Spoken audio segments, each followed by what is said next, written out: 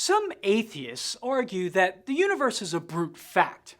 The universe just exists, they say, and that's that. It has no explanation at all.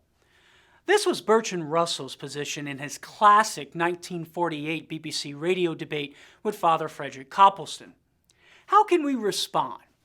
Fundamentally, atheists who hold to this position are denying the principle of sufficient reason, which states that everything that is has a sufficient reason for existing. But as some philosophers point out, the denial of the principle of sufficient reason is at the same time a denial of rational argumentation, including any argument for brute facts. Consider how when we accept the conclusion Socrates is mortal, we do so based on the premises all men are mortal and Socrates is a man. In other words, we recognize the conclusion as rational because the premises are true and the argument is logically valid. But if brute facts are possible and the principle of sufficient reason is false, well then it follows that our conclusion, Socrates is mortal, might have nothing to do with the truth of the premises and their logical structure.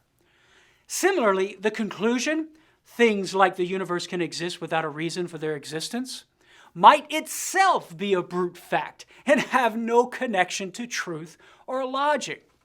But if that's the case, well then we would have no reason to accept it as true. So the denial of the principle of sufficient reason undercuts any ground one might have for doubting the principle, as in Russell's example of the universe. Therefore, the position is self-refuting and thus unreasonable. As to what the explanation of the universe is, we'll have to save that for another time.